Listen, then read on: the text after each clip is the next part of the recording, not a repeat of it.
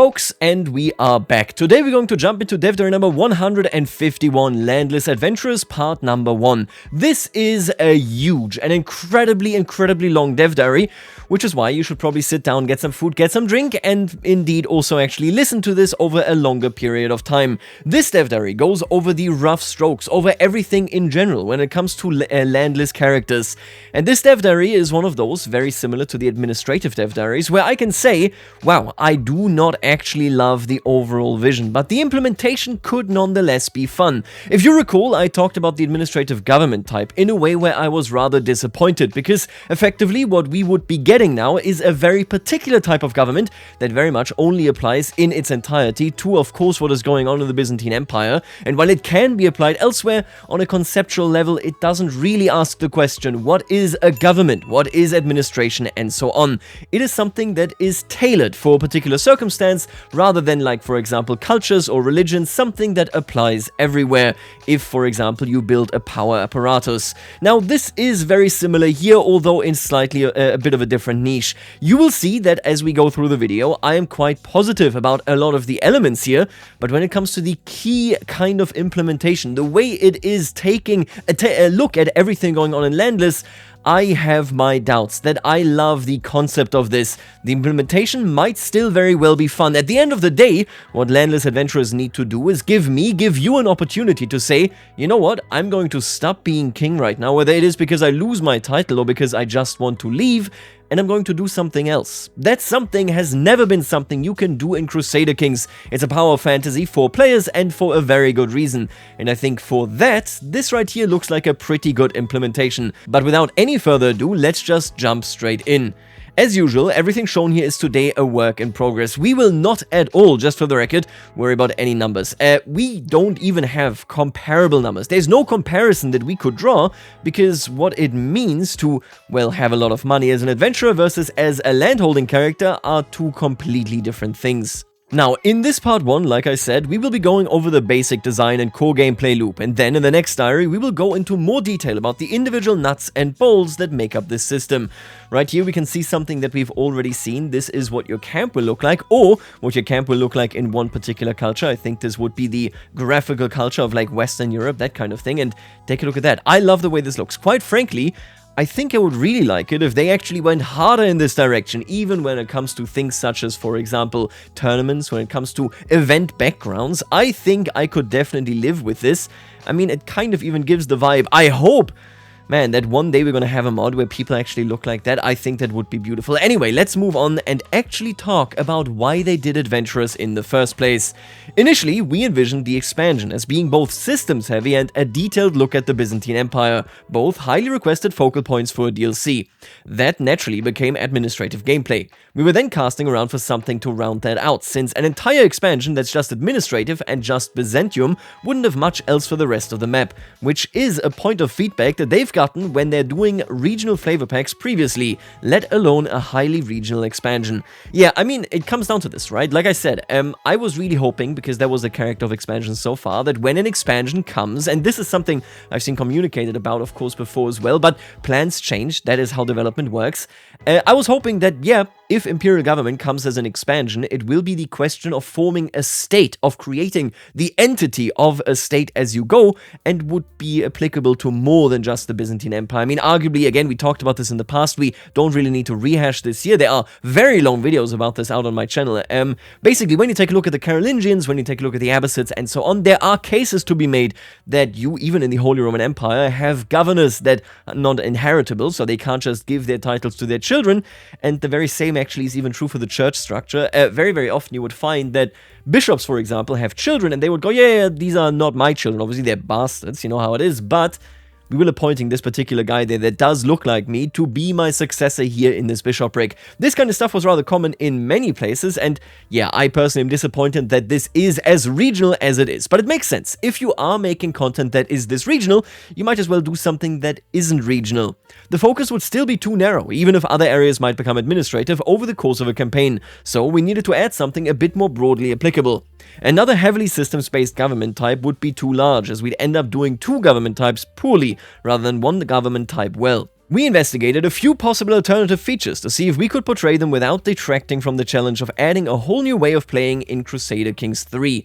And this right here is then indeed what the camp will look like. I do like, again, the graphics here I think are pretty neat. We're going to talk about these contracts as well, don't worry about it too much. This looks like it is about provisions. And this, a castle, interesting. Anyway, okay, so we got this going on. This is our fella right here. Don't know who that is. Let's take a look at his money. Ah, yeah, he's not doing so hot. Okay, you know what? He is a disgraced adventurer. Your camp exists in a physical place on the map, much like estates do for administrative characters. Interesting. Estates cannot be sieged or anything, so we'll see exactly how that works here as well. Of those, Landless adventurers turned out to be the ideal candidate. A lot of underlying technical work they required could be done with fairly little extra cost at the same time as administrative gameplay, and they didn't need the broad extra mechanics and systems that other governments would require to really feel like an improvement. I mean, I get this, right? Like I said, we're going to get to my grievances, but fundamentally, hey, as long as Landless adventurers make it so that we all can pack it up, that we all can lose our land and then come back later, that we can go on trips, that we can do fun stuff, it kind of does its purpose, right? So I understand definitely the angle that they have here. Prior to this, adventurers had been penned in as something we could maybe do late into the game's lifespan. Really interesting to see how much they are willing to change their plans. If we did them simultaneously with administrative play, however, then they offered something we thought could do a good job without hurting either mechanic. Them having their own following of requesters was of course a nice bonus. Nomads will also doubtlessly get their own time to shine, but we want to wait until a proven point when they can truly be the stars of their own shows. Nomads really are one of those candidates that would have made a lot of sense for the Byzantines. You know, imperial government, state, and all that kind of meta conversation aside, the Byzantines struggled for so long with these steppe nomads. They struggled for so long to really ensure that their realm was safe in that particular region. And of course, when it comes to the question of tributaries, I am in particular thinking about the Magyars that just kept raiding, the Bulgarians that just kept raiding, even, I mean, they're not really nomads, but the Kievan Rus, right, that kept extracting some kind of tribute from the Byzantines just to stop raiding them. Those kind of things are interesting, and a tributary system, I think, makes perfect sense if you were to go into nomads. So from that point of view, ultimately we're looking at a situation where they could have been in, but they're going to get their own spotlight. I hope rather soon. I mean, my top candidate, right, is still for like the expansion next year would be trade, like a really, really big trade and merchant republics and being republics, that kind of stuff. But then one of the flavor packs maybe could just, or well, the core expansion could just be nomads, and I think it would add quite a bit. Now, let's talk about the vision. What do the developers put into this particular feature? Simply put, we think of them as the ultimate underdogs, outsiders, with no lands or prospects, but also no responsibilities or restrictions. A landed character, even the lowliest baron, has a host of functionaries and regular income from taxable subjects. But they also have pressure on their rule that they can't escape. The rigors of ritual and silent formalities soak up their time and energy. Create your own adventurer, create your own ruler, and start. So you can even create your own adventurer if you don't want to start out as a ruler. They even do this actually in this particular dev diary. An adventurer lacks that surety and those benefits, but they also have no demands on their time save those they choose to accept. They are able to amass power through hard work and skill rather than privilege and history, and if they so choose, translate that power into a dramatic entrance onto the landed stage. We wanted to reflect this philosophy with a playstyle focused on travel and roaming, encouraging you to experience the map in a different way by moving across and spectating it, occasionally stopping to influence this realm or that when you have to proverbially sing for your supper. We wanted your camp to feel more intimate than your court, to have its characters be a bit more memorable. After all, in a traveling adventurer band, your followers are your resources, and you will see them literally every day. This is super important to me. When we take a look at Crusader Kings III, we have the core elements that are obviously all character-based, but to put things into context, you always look at two particular things. You look at familial relationships, so for example, who are you married to? What does that mean for the titles your children might inherit? What does that mean for your alliances? What does that mean for the expectation of the other person when they call you into an alliance? And then on the other hand, you have the title hierarchy itself. So you have family and title hierarchy. Those make out the large bulk of Crusader Kings III gameplay. What you do, what you can do, who you can rebel against, where you can get benefits from by being a counselor, all that kind of stuff, none of it exists. We already talked about this very, very openly and very at length about the administrative government, where effectively at some point we have to acknowledge that since you do not cling on to your titles the same way you do in a feudal or in a clan government, in the administrative government, there have to be many, many other things that make you play, that make you stay committed, that make you interested in kind of improving the realm, in existing. And they did definitely try to implement that. I hope that it's good, but it is a big, big ask, because it means that a core system that makes CK3 good, that makes CK3 fun, even if you have a relatively, light amount of content wherever you are playing right now, that is completely missing. And this is ever stronger here for the Landless adventurers. There's no up or down, there's no family bonds, there's none of that going on. You just have you and your followers. I really want to stress this because it cannot be overstated in my mind. And I know that they're saying, oh yeah, we needed a feature, that basically doesn't take that much time, it's not a whole government.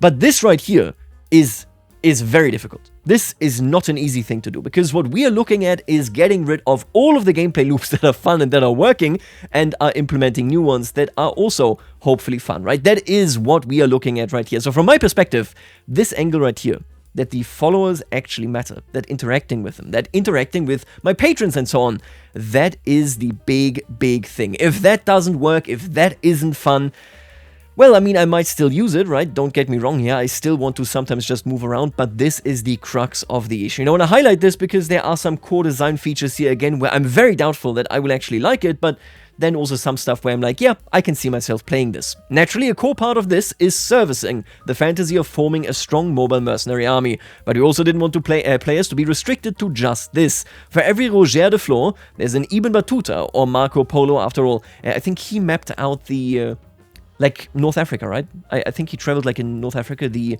Near East. Marco Polo, I mean, okay, we all know him. Interesting. Marco Polo, it's a bit after this time. I don't actually know when he lived. Was that early 1500? I think so, right? Anyway, what we have right here is an interesting and important screenshot. These are the conquerors of Barbastro. You are an adventurer, so that is our particular type right here. Actually, no, that's not. That's the government type. So we're generally adventurers right there. We are currently in Constantinople. It's the guy that we were looking at earlier. And here you can see camp purposes, and these are cool. I do like this idea. I think this is a much more interesting take, although honestly, even if they had only given us mercenaries, so let's say this comes out, it's only mercenaries, and that is what it is, I would be like, that's actually cool if they really focus on this, right?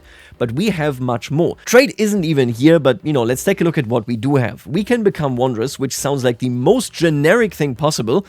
I assume this might be if you literally just want to move on. We are swords for hire, so this is us, we're mercenaries. We can become scholars, interesting, explorers, interesting, freebooters, and legitimists. I like legitimists. For me, the two main purposes here, let's be honest, is probably swords for hire and legitimists. I can't really think of scholars, freebooters, or explorers when it comes to a gameplay loop or to a feature that really excites me, except there are going to be some features here, but don't worry about it too much. What I'm saying is, your reason to be on your own is probably because you want to be a roving mercenary band that eventually takes over a strip of land somewhere, or you lose a title and you want to reclaim it, right? Those will be your main reasons. So this is what this looks like. You can take these governments, there's no laws, there's nothing else going on there, you don't have any vassals, and that is where we are. Like I said, this is a challenge much, much more than it is stated in the dev diary because all the old features are gone. You can see this right here, there's not much else going on there. Adventure camps can be given a specific purpose, affording various bonuses or downsides to better accommodate their goals. Finally, we wanted being an adventurer to be viable as a short, mid, or long-term playstyle. Keep that in mind. Perhaps not one you'd pass an entire campaign in, but a short stint of landlessness before shooting your shot at reclaiming your lands or conquering new ones. Like I said, mercenaries and of course legitimists. Should be viable with a bit of effort, as should staying a wanderer for multiple generations at a time. Landing yourself should be possible, even if you're willing to take the indignity of an impoverished remote county somewhere, but not something you can do with a click of your fingers and no prep work. Those unwilling to accept getting in on the lowest conceivable rung of the feudal ladder should have to actually try to climb higher. Overall, the idea was to create a closer relationship to your location on the map and incentives to explore it, whilst letting you build resources faster than some landed rulers. Super important here, again, balancing does not matter to us at all right now, it's completely out of the context, right? You are not a landed ruler, you having more money doesn't mean you can just mega blob because you can't blob, you are unlanded. With sufficient work and at the cost of not being able to do so passively, so no passive income, you earn your money, you build yourself up faster, and then you dip. I understand this gameplay loop very, very well. Sure, theoretically, you could be an unlanded adventurer in the very same camp until the end of the game. But realistically speaking, most of us are going to be using this feature in a way where we do a stint for maybe 10, 20, 30 years and then we settle somewhere else. And to do this, you need to have a relatively fast gameplay loop, right? The idea has to be, I will leave this eventually. And that is part of my criticism, basically. We're gonna take a look at this as we go. I think it is somewhere down below there, but there's like a fundamental issue that I take with this approach to unlanded gameplay, and that becomes worse because this implementation of unlanded gameplay is entirely locked behind the DLC. I sound very negative here, and that is because I've talked about this at length in the Discord. I've talked about it, I've, kind of thought about it quite a bit, and obviously I focus on the stuff I disagree with, because the good stuff, I'm like, yeah, that's nice, I enjoy it. So keep that in mind when I say that. Obviously I'm going to like a whole bunch of things, but fundamentally, for me it is an issue, although I understand it, that the idea of the gameplay loop is we want you to get out of the gameplay loop. Right? That is what my problem was with Rise to Power, the CK2 mod, and that is basically going to be it here as well. Let's talk about the adventuring core loop. When playing as a landless adventurer, the basic gameplay flow is to find yourself in a new location, either because you've moved your camp there or because you just became an adventurer and started there, and to look around for work you could undertake. Work here means contracts. These appear as scrolls on the map, each of which represents a different job. What a job might be is fairly varied, both tonally and mechanically, and we will go into those in more detail in just one moment. Let's take a look at this. So I like the view of this, right? So we already know this right here. This is a contract. We've seen this in the administrative gameplay. If you are a governor, you can get contracts that improve your areas, and if you succeed in them, you get experience, you become a better governor, and that makes you more electable for the Byzantine Empire. We can see an intrigue, travel, diplomacy, and an administration contract right there. This one right there, I believe, is criminal. That is, I think, what the red thing indicates. And then we have our camp right here. Not even in the capital of Krakow. What an embarrassment. Anyway, this is what we see. This is the view that you will have when you pick up an adventurer.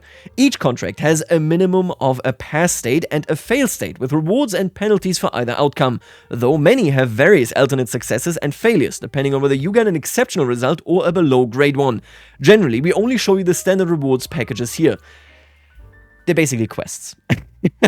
Right? These are basically quests. You go and you do something. There's a variance of them. I like the variance. They have something to it that isn't great, but we're going to see it in a second.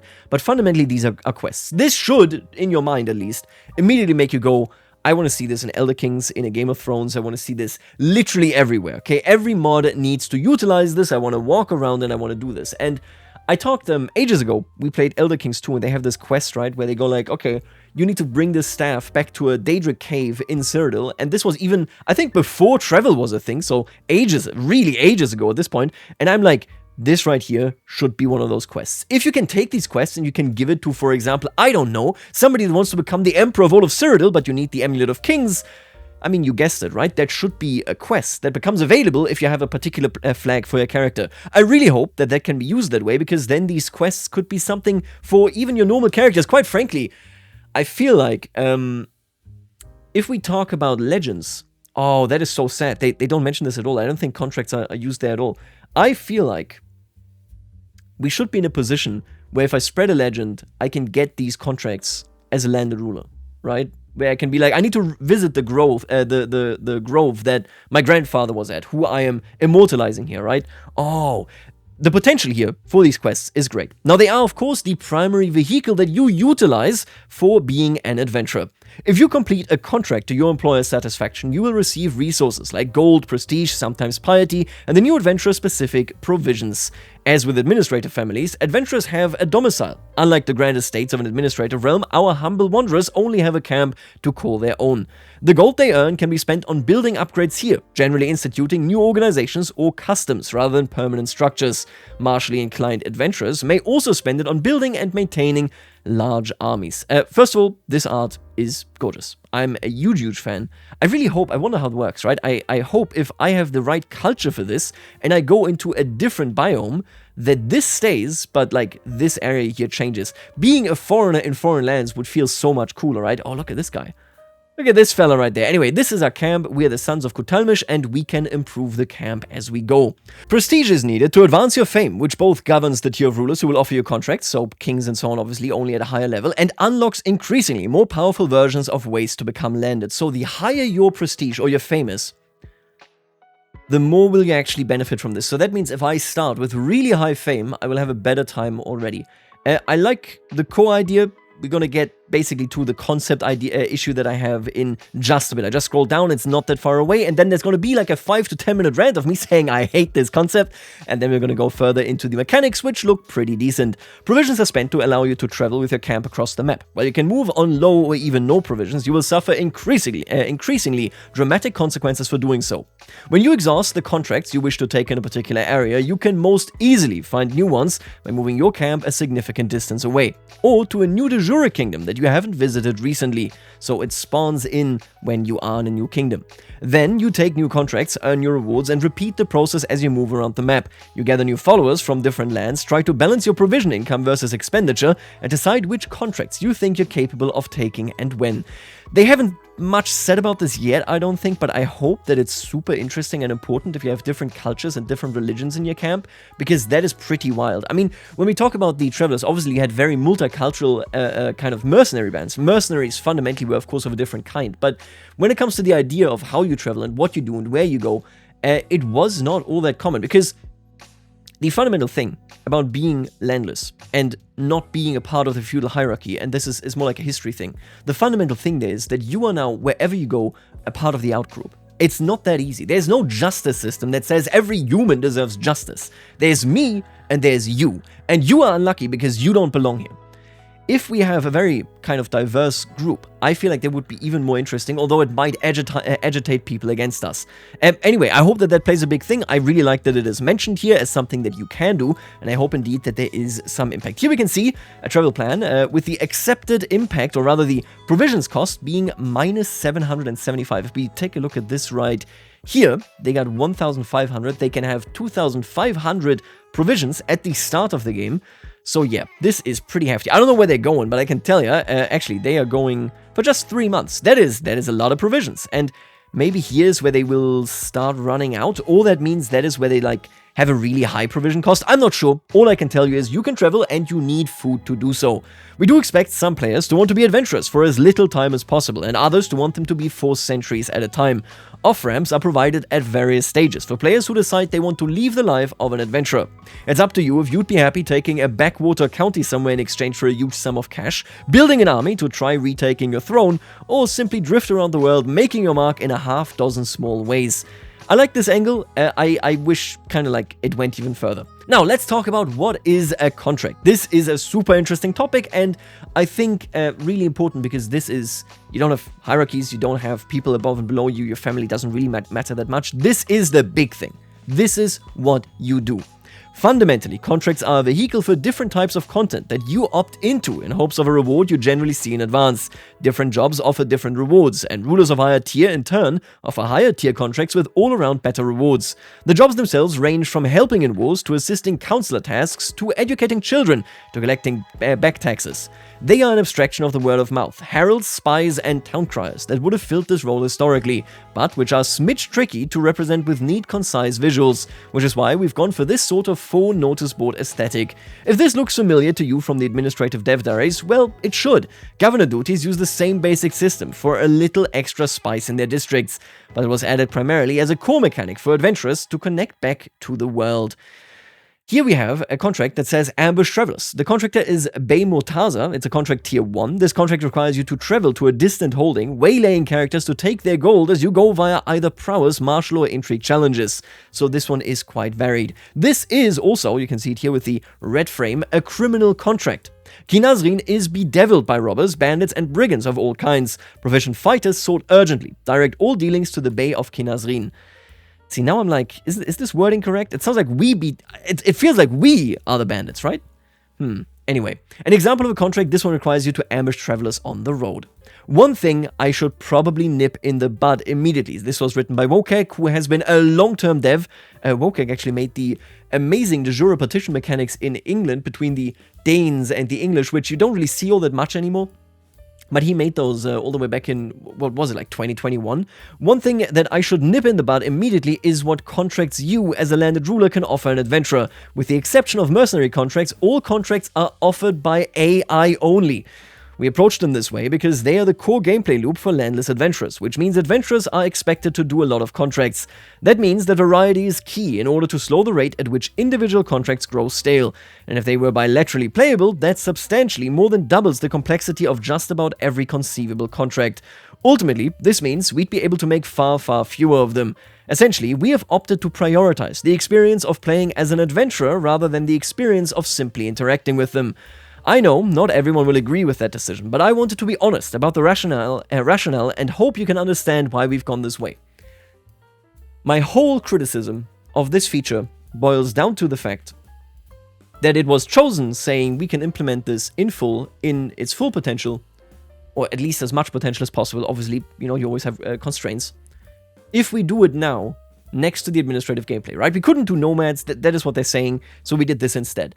And I'll be honest with you, I think the concept that now made it in is super underwhelming. I really want to state this with a caveat that as we go through the content, I will tell you, I really like this, I'm looking forward to that, I'm going to have fun doing this.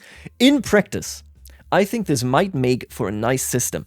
But when I take a look at this and I say to myself, okay, but wait a minute, if this was a standalone DLC and it was just adventurers, what would I want from adventurers? The fact alone, and this is the big indication that we get right here, how it is designed, that contracts are never something that you, the player, hands out to mercenary bands, this fact alone makes it very clear. This was not implemented to have landless characters. This was implemented to have you play landless characters. And I find that really saddening. I'm particularly coming here from an angle where when we take a look at particular mercenary bands that were in a regional area that, were like hanging around there, this does not even commit to turn all mercenaries into landless characters. Landless characters between each other don't really interact with each other, at least from what we know. Landless characters, if you're a landed player, can't, for example, become something that you start hiring permanently and then a mercenary band becomes your own mercenary band, like we had it, for example, with the Varangian guard. I mean, it's not exactly the same, but I hope you get where I'm coming from there. Having a traveling monastic order, you can't turn them into something that stays, that influences your church practice, that influences your rights, and so on and so forth. There's absolutely nothing really that you can do as a landed ruler, at least not nearly as extensively as it ought to be. And this is something that we will see later as well. I talked about how it really needs to matter, right? Your patrons, and it does matter. They have a patron role, and it's very important there when it comes to getting stuff as a landless adventurer. But think about it the other way around, right? As a landed ruler, you employing the same mercenary band over and over again will have no impact. Because this feature was fundamentally conceived from the angle of what will it be like to play a landless character. And they're being very honest about it. I'm not trying to, kind of like go against them here on an angle where I say, oh, they didn't even think about it. No, they clearly thought about it and said we don't have the time. I personally just feel like we are missing so much of what should make landless gameplay into something that you do, not just to turn landed. Yes, they're saying you can be landless until the end of time, but what's the point, right? Hear me out here. Let's say you are a mercenary band. And if I take a lot of contracts in France, in this system, I will get more and more fame. And if I then move and am in the Abbasids, they're going to give me the same tier of contracts as I would be getting in France. To me, personally, that doesn't make any sense. I understand that the idea is, yes, of course, you as an adventurer, you will just travel, and that is completely fine, but fundamentally, why can I not have a unique relationship with, for example, the King of France, with the Pope, with the Holy States, so the Crusader states? Why can I not have this special relationship with the Caliph? When you get a patron, it will always be person-based. This is something they explain below. It will never be based on their house, so their family. Let's say I do a lot of contracts for the Abbasids. If the Abbasids face a revolution against the Abbasids to throw them out of caliphal power, I should be siding with them, right? There should be something there that makes me inclined to keep supporting them, but that doesn't exist. If you do a contract for somebody and that person dies, your favor that you had goes away, because there is no thorough system to connect landless and landed, because landed, if you are playing landed, does not actually interact with these people. You will never find yourself in a position, as I understand it here, where you actually go and owe a favor to landless gameplay, or to landless adventurers. Fundamentally, I feel like this is primarily just here to be the power fantasy, which will be fun, but it does very little when it comes to the actual focus on how a landless is treated. What is happening there? How do you earn justice. And what does that mean? If the mercenary band shows up, right, and you have served a particular kingdom a lot, can there be closer ties? None of these things are investigated. None of this actually goes any further, and I find it basically very sad, because it just makes it so that I can never see myself, even now, actually playing Landless gameplay for longer than I have to. And I know, yes, maybe that's just my player type, but there's just no end goal. You build up your camp, you make more money, you become richer, maybe you die, your child takes over, or you adopt a child, pretty cool stuff there, but they take over, and then you still have that camp, you can still do stuff, but eventually you're gonna want to settle, right? There's no circumstance where I'm like, I will protect the free cities of whatever the hell it is, Bravos, right? In a Game of Thrones. Man, sorry, I've forgotten about that universe after the way Season 8 ended. But basically what I'm saying is, that whole angle is not something that this services. And I'm very unhappy about that, I'll be honest with you. Conceptually, I think this is not the strongest approach to Landless gameplay. This is much, much too focused on the idea of just saying, we don't want you to game over, which is cool, I like that, and we want to fulfill your power fantasy. I also like this, but fundamentally, this could have, should have gone so much further. I feel the same way at the end of the day about Imperial Government. I talked about that at length, not gonna do it here. But this is something that I don't think I'm gonna get over, in the sense that, so for me, much like for administrative gameplay, I am looking at this and I am saying, hey, I'll be honest with you, I would have really liked to track a certain culture, a certain religion really valuing me. Me transitioning into a holy order, for example, if I'm just a normal mercenary band. I would have loved that idea. I would have really liked it if, for example, I can get a legendary seat for being in a particular area, for really servicing the people there, for helping them, for achieving great feats in that area. None of that actually occurs that way, right? Because that is not what that gameplay loop is right here. You don't get a connection to a particular culture, a particular realm, a particular family, a particular tradition, whatever. I really, really do not like that. The fact that as a landed ruler, for me, any landless ruler is the same as the next, because I can't give them contracts. At best, I can just hire them as mercenaries. What's the point, right? Yeah, I really do not like that this is the slacked down version that made it into the DLC, when I think of what else could have been. Now, can this be a great power fantasy? I think so. So let's explore exactly how that works so that we can get a judgment on that particular topic. When contracts appear on the map, they have an icon indicating roughly what type of job they are offering you, as well as slightly nicer paper depending on the tier of the employer. Opening 1 shows you not just the potential rewards and penalties, but also who the employer is, a little narrative breakdown of what they want, and a plain speech breakdown of what the contract's mechanics will be. Travelers near Terebovel. There we go. Probably not how I pronounce that. Be on the lookout for renegades and reprobates haunting the backroads. If your sword arm is strong and your eye true, Count Ivan promises generous rewards in exchange for the head of a particular thug. This contract requires you to slay a particular character either via a duel, completing a martial skill challenge, or by throwing your men-at-arms at them and taking losses. I don't think that this is a battle. I don't think this is like a battle mechanic. This to me sounds like you use men-at-arms as a resource to win a particular fight. Potential rewards, you get $136, provisions, and opinion. You also add, this is important here, to your roll of patrons, that is Count Ivan right there. One thing you will notice quickly is that different contracts offer different rewards. Some might give you mostly gold or primarily prestige, others mainly provisions for the road, or a mix thereof. Contracts that offer possible critical successes will generally offer substantial extra rewards, either new currencies or more of the main reward for achieving them, though the employer's greed may compel them to offer much more or much less than usual too. This is to help encourage you to shop around for different contracts in different areas. Maybe you land in a kingdom full of tight-fisted gits, handing out paltry sums for substantial work, and decide to move on rather than waste your time, even if it means stretching your provisions a little tighter. Maybe a contract that you usually wouldn't take or might not be very good at happens to be offering rewards simply too good to pass up from a specific employer. Let's take a look at this right here. Settle boundary dispute. Wanderers of good breeding. Experienced arbitrator sought by Wali of Saqqat to settle boundary dispute. Education in Egyptian law preferred. Reward offered for satisfactory conclusion. The contract requires you to travel to a baron's holding and complete a challenge. You're guaranteed to be able to test stewardship, but other options will depend on what the issue is, what camp purpose you have, your followers, and your officers. Take a look at that. These are all level 1 contract tiers. The parameters tied to them also tend to vary. Some require no travel, some require you to travel the length of the map, while others might involve a small tour of a character's realm. Some are made up of a small linked event chain, others have their own custom micro-decisions. The more common a contract is likely to be, the more we've tried to focus hard on slight replayability and variability, so that the same contract is mechanically and aesthetically a bit different each time even you are performing it twice in quick succession. This means we're going to see a lot of repeats, which you cannot avoid. If the main vehicle is contracts, you're going to see a lot of the same contracts. This is much more intense than any event. Let me visualize this maybe this way, right? I know that a lot of people are like, okay, well, I don't love the events that come with the tournament. I don't really do it. You can ignore it. There are 1 million other things you can do. And in the event, if you say, oh, you know, I want to win, or I want to like have a romance, I want to recruit knights, you can specifically declare that. You can avoid the stuff that you do not want.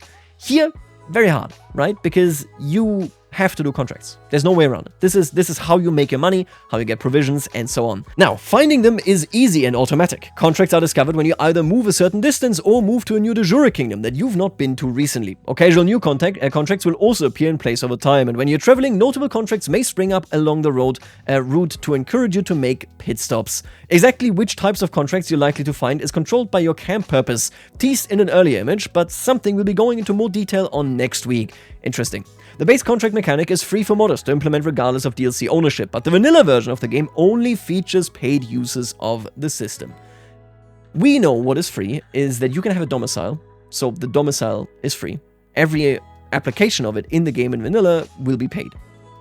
We also know adventurers in full, so gameplay as adventurers will be paid.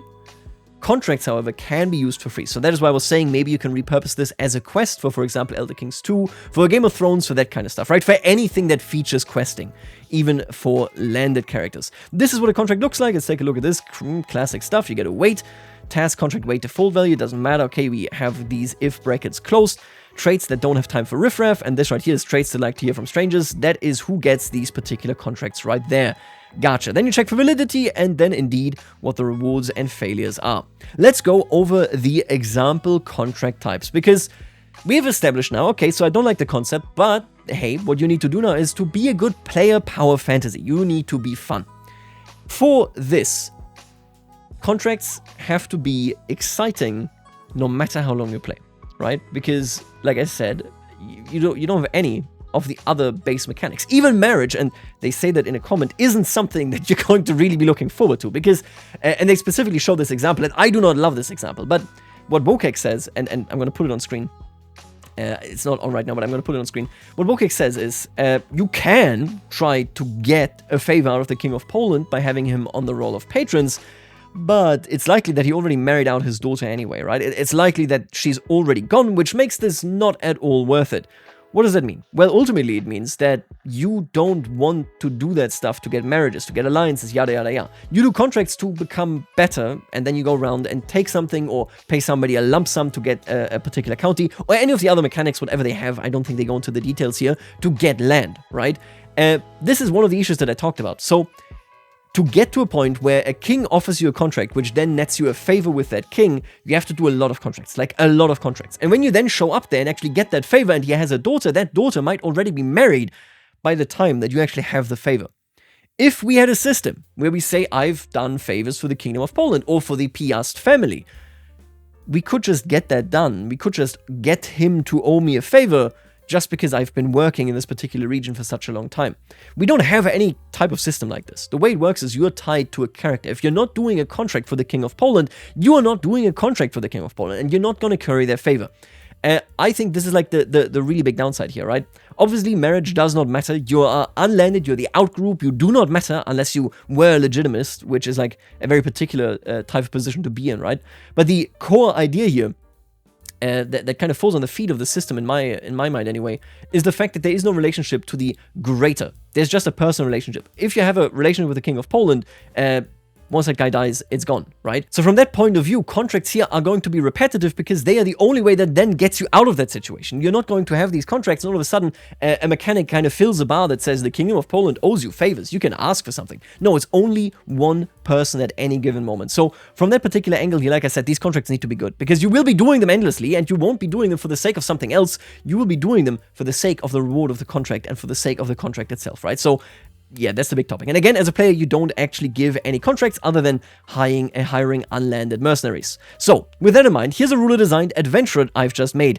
Not the most interesting character, but a solid generalist, with average or above average stats for everything but prowess. She should be suitable for most anything that crosses our path. I've got 2 starting followers, whose specialty in diplomacy I picked, though I could have chosen to start utterly alone had I wanted to help me.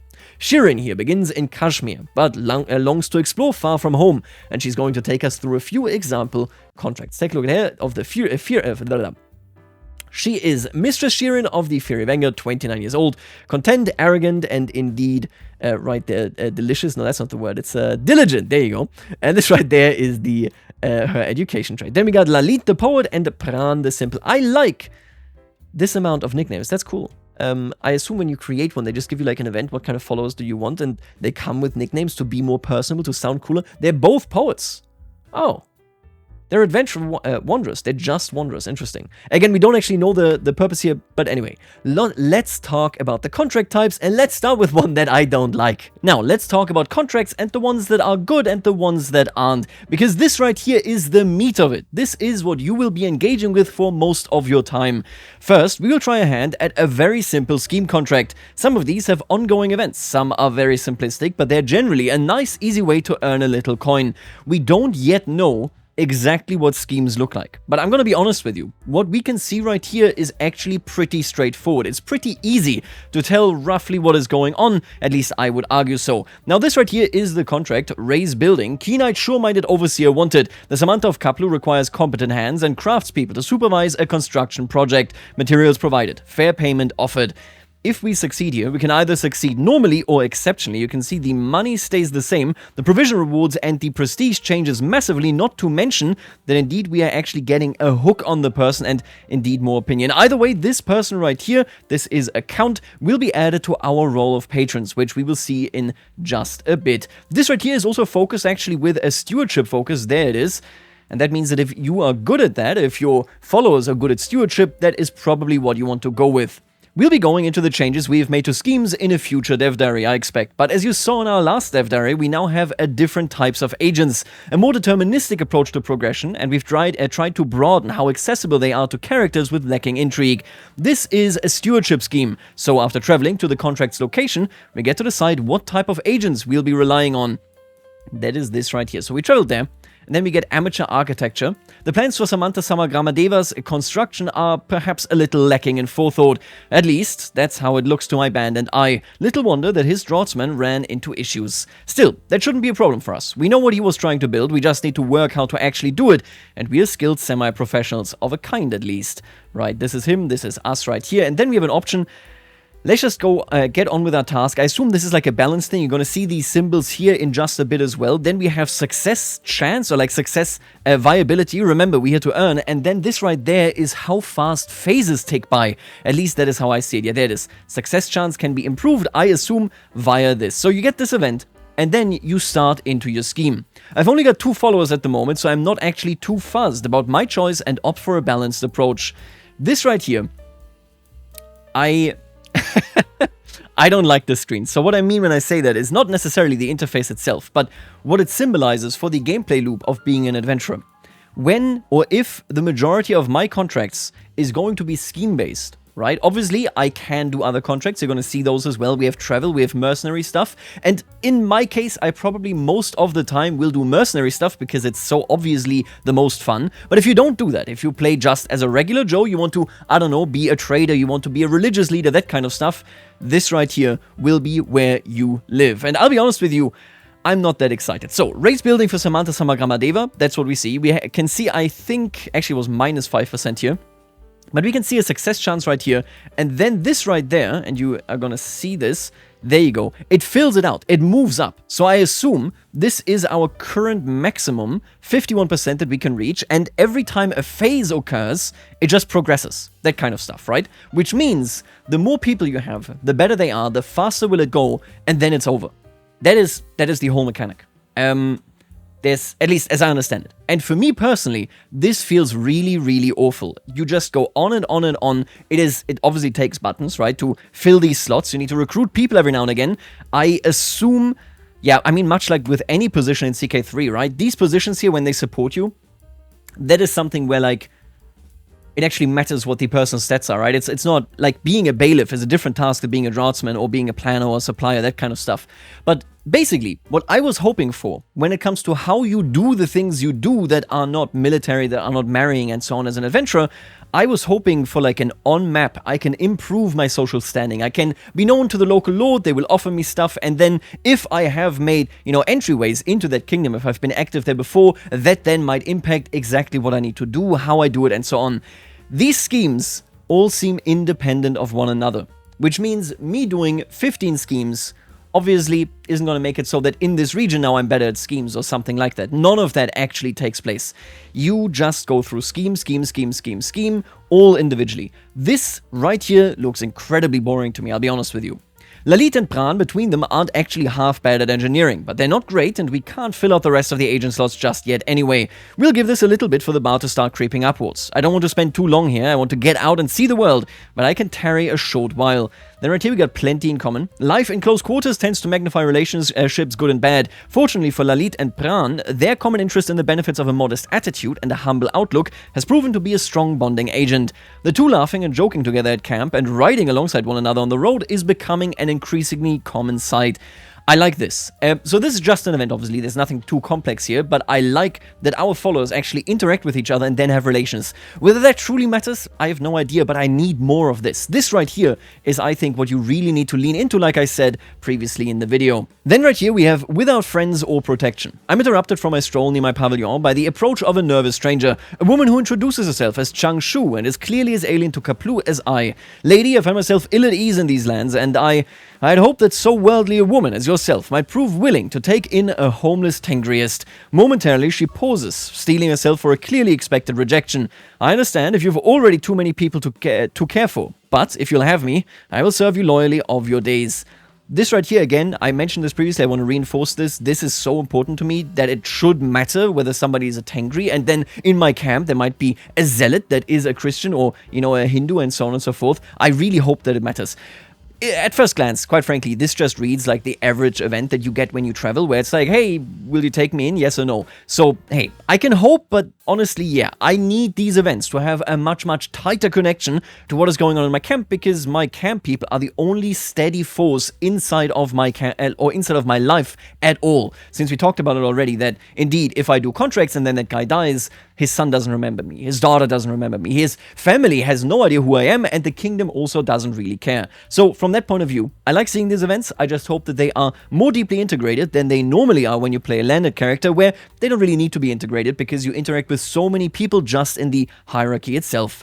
A wandering Tengri asks to join our camp. I can use all the help I can get right now, so we take her in. And look at that. Oh yeah, look at that. So she now is the bailiff and generates 14 success chance, which immediately upped this from 51 to 65. Makes perfect sense. So basically this directly corresponds to this, which also means if you have a very small camp, you're just going to be very, very bad at these because you just won't be able to fill the agent slots. Like I said, I was really hoping that for this kind of stuff, if we're gonna do quests that are scheme-based, even in the new scheme system, whatever that really looks like, guessing aside, I was hoping that it would be something like, hey, I've been here now for 2 years, I've established contracts, I've worked, for example, with a role of patron. Can I get them to fill one of these slots for me? Can I request that, a knowledgeable, for example, planner is being sent to me by one of my contacts? I don't think that stuff is in here. I think this is entirely camp-based, much like it is, well, right now, I guess. Actually, right now, in the current schemes, you can hire from yourself and from the enemy, and even adjacent people depending on the scheme. There's a lot of freedom there. with whom you can interact. And the benefits and the favors that you gain there also actually gain you a lot of benefits in the schemes that you normally currently do, although you rarely... Honestly, I don't know when the last time was that I manually recruited a particular person that I really basically just got a favor with, or, you know, got a hook with just to recruit them. That basically never happens. But it was an option there. I don't think it's an option here. At least, it's one of those things where, like, if it was, they would mention it, right? Anyway, if we take a look at this, you can see that this right here is called an advantage, and you need it to execute the scheme. This is like a bit of a weird window, but it's nothing above it. Weird. You finalize your raised building against Samantha Samagradeva. Okay, weird wording, doesn't really matter. Scheme spends 5 advantages, so you can execute them at any point, even if they are not fully prepared. I guess that means if they're not at like 100, or if they're not at the maximum here. But either way, so you need these... I wonder how you get them. How do you get advantages? It can't be purely event-driven. Surely it has to be... Is it phase-related? Currently, I would argue that, like, the phases probably just make this tick up, that kind of stuff. Because it started much, much lower, right? It starts at 5%. Should have started at, I guess, -5, actually. Although you might just have upped that. Who knows? Okay, but basically what I'm saying is, you get these advantages and then you launch the scheme. In this case, 65% success chance. Alright, once I've kept my success chance here, I execute the scheme. I could wait around for better odds, but I want to go traveling, so I'm gonna risk it for a biscuit, right, and then we succeed. I like the window, first of all. Samantha Samagramadeva of Kaplu gives us money, opinion, prestige, role of patrons, and 750 provisions. Then right here we have generic text. Again, like in my mind, it is not the right choice to go... Okay, after you execute this, you get generic text that you will never read, because the flavor doesn't mean anything. As ever, my bandit iron models of efficiency. Construction was swift, the results sturdy and memorable, and though Samantha Samagramadeva will need to replicate it several times to get the best effect, we've given him everything he needs to do that. Just look at how vague that is. Weighed down by our well-earned pay, we make ready to leave. We have a long path ahead of us. Indeed you do. So this is what is called a scheme-based contract. In my opinion... Not a fan at all. Let me pull that up. But they talked about, like, how many contracts they made for what. Let me just check whether this is the most common form of contract. Look at that. They don't really divide it here by contract type. They divide it by 26 basic contracts, 4 dedicated warfare contracts for starting different types of wars, plus the mechanics for getting hired as a mercenary in an ongoing war, 8 types of transport contracts, and 11 Misc, so miscellaneous or reactive contracts. I assume... So this is like event-based and scheme-based. See, the alternatives aren't really that great for me. I know that I like events more than most, I think. I am completely fine with events in general. I can see them multiple times and I'm okay with it. But if the only gameplay loop that you have, if you're not a warfare-minded person, is to travel, or to do schemes over and over and over again, or to see the same events over and over and over again, none of those options really work that well, right?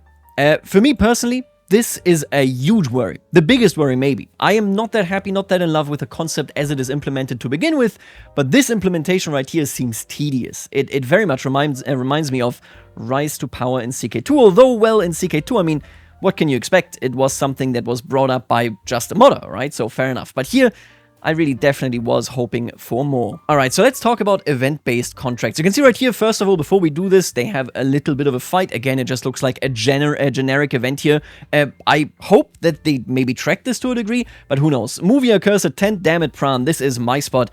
It's not triggered by, like, them having a different religion or anything. Yeah, you know, hey, I don't know. I don't know. I'm just hoping. We're not dealing with it. We're saying, this is beneath me. I don't care. And then we have this right here. Settle boundary dispute. Experienced arbitrator sought by Dhamapati of Bhutan to settle boundary dispute. Education in Kosalan law preferred. Reward offered for satisfactory conclusion. This contract requires you to travel to a baron's holding and complete a challenge. So this is just a baron. You are guaranteed to be able to test stewardship, but other options will depend on what the issue is, what camp purpose you have, your followers, and your officers. I think this is how they mix it up, basically, right? You kind of declare your intent, I guess, in your camp purpose.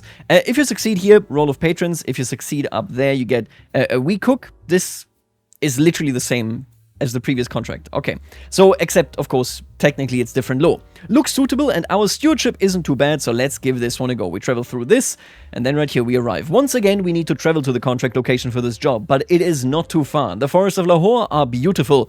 Arbitration, double deuce. Bhutan is in an uproar long before our arrival. Apparently, years of mistakes on the part of our employer and his ilk have led to many local estates and businesses being taxed twice or more, just by different collectors with different duties. After much grumbling and attempts at polite redress, things are finally threatening to boil over into something bloodier.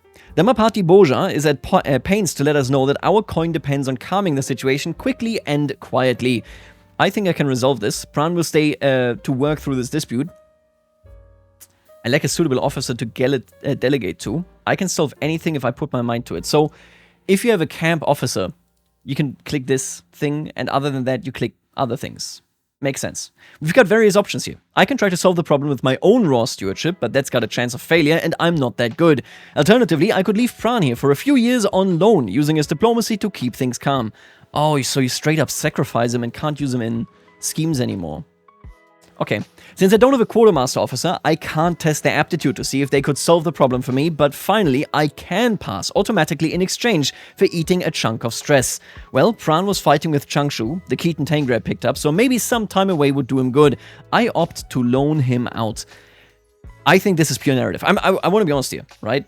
I think this is pure narrative, where, like, I don't think there's an actual, like, tracking thing of, like, oh, they're fighting, and if they fight too much, they will kill each other, and like, camp harmony gets disturbed. I think this is pure narrative, which, again, I wish it wasn't. Anyway, arbitration success. A little distraught at the prospect of being left behind, Pran nevertheless settles in to begin listening to the 1,001 objections of the people of Bhutan. Dhamapati Boja gratefully walks me away, leaving our lessers to their toil. Very kind of you to leave us such a promising servant. I assure you that he will be well looked after during his stay. Now, I believe there was the matter of your pay. And that is it. If we are an adventurer, and so, for the Roman content, so the Byzantine content, I was actually pretty impressed as I kept playing things through in my head. As much as I wished imperial government was a different concept altogether, it sounded like fun. With this one, I'm not so sure. This isn't exciting to me. The scheme contracts do not sound exciting to me. It's like, imagine if all you can do in CK3 gameplay, right, was attend events, so activities, and scheming. With more activity, I guess, right? Because, well, usually you don't really fill any slots. There's not that there are slots right now, but you can hire agents, that kind of stuff.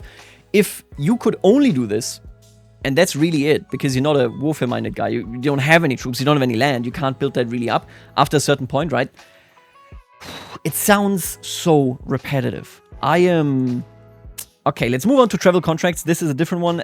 One of my more favorable contracts, but you saw this earlier.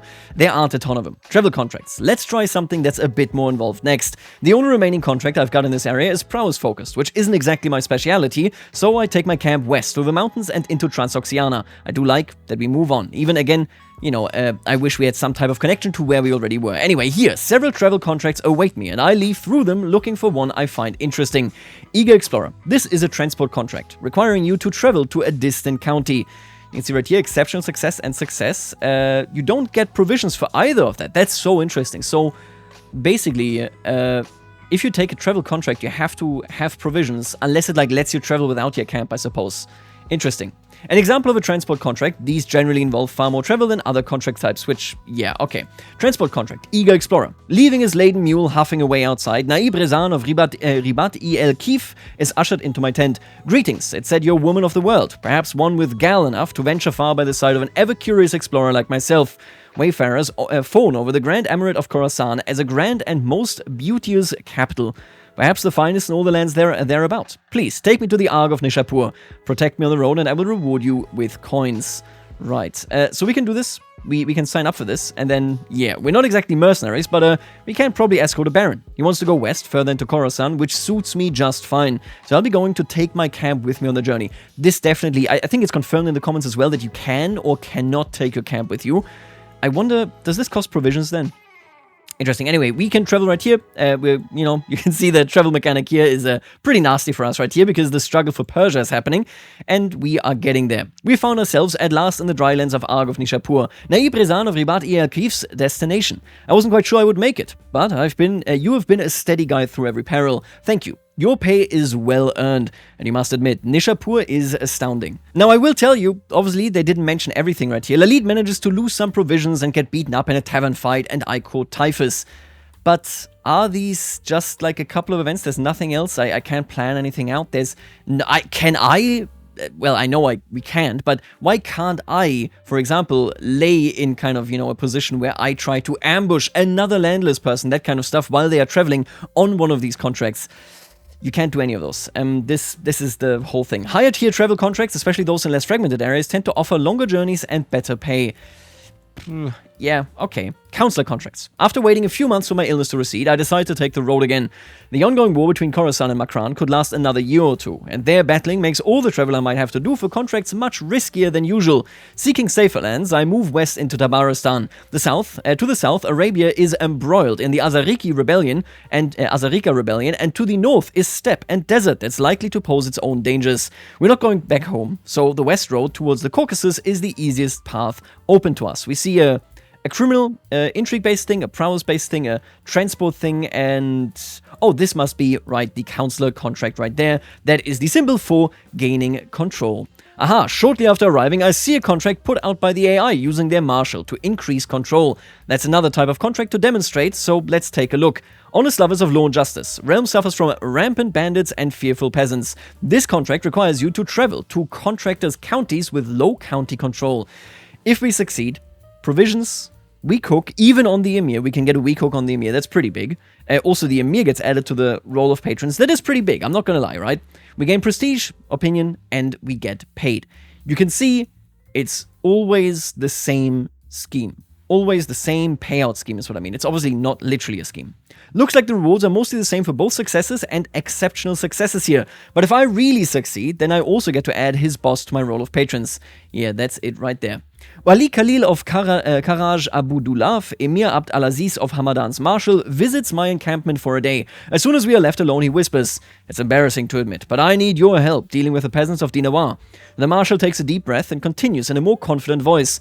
They don't respect the Emir's authority. I suspect a foreign influence, but regardless, it has to stop. Right, so then we can impact that. I can really only get back to it, right? If we were in a position where I want to increase control in my territory and I can say, yes, I check the thing, I will invest $40 if an adventurer comes along and is willing to help me, right? If we could at least interact with them to that degree, that would be really good.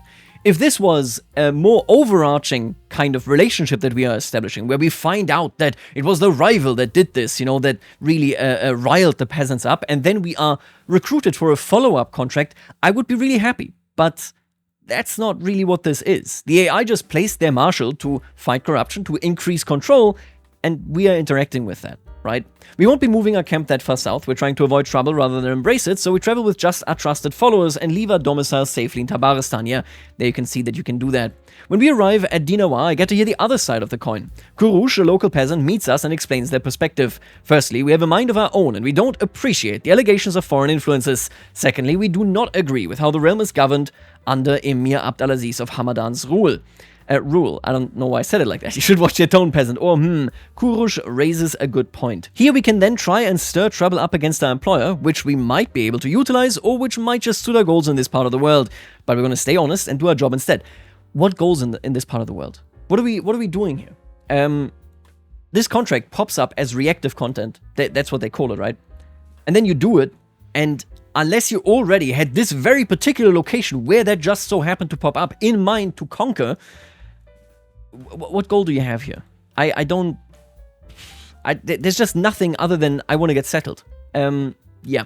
The peasants cave to our pressure, and our reward is delivered swiftly. Emir al-Kazim is fortunate that only the one county in his realm is particularly low in control, but so are we. If he had less of a handle on things, we might have needed to tour quite a few more peasant holdings in order to earn our keep, the risk of failure increasing as we go. Tell me how this doesn't sound like something you want to give as a quest to an adventurer. Right? This is why I'm so disappointed with this. The fact that if I take something over, let's say I'm Hastine, I conquer the entirety of Greece, it is all low control, everybody hates me, why can I not say I want to dedicate 200 coins just to attracting adventurers that create, basically just a peaceful area. Sometimes maybe they stir up trouble, maybe there's something interesting there. That doesn't exist in the game. That is not something you can do. I just hate it. And from a, landless perspective here, okay, this is fine. But again, I don't see any greater scheme. I don't really care that I will be helping this guy because I can't build a lasting relationship with him.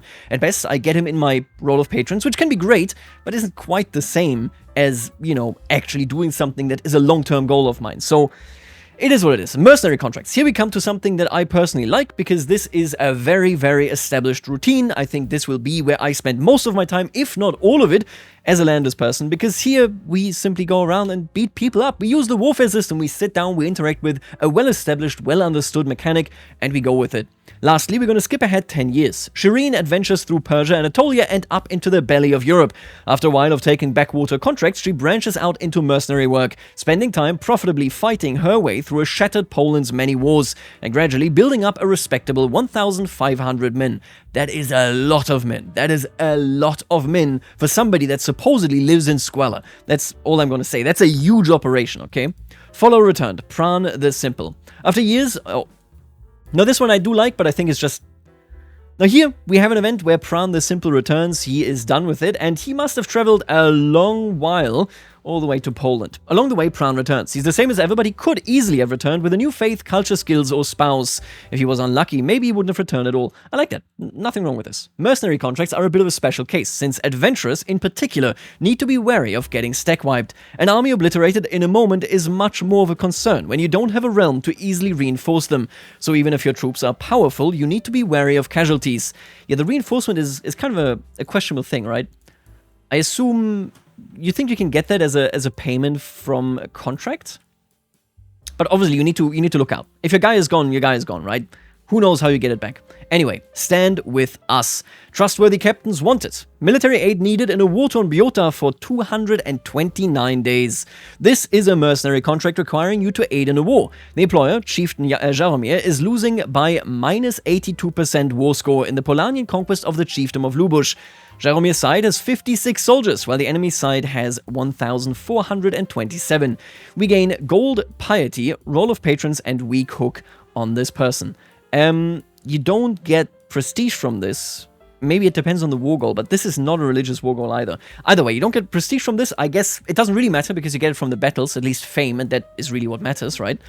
Which ultimately means that you can do this. You can just plow through the world, fighting war after war after war, and you come out the same glory, except you had more fun because you did things and you actually impacted something massive, something significant, rather than a one-off contract of increasing control.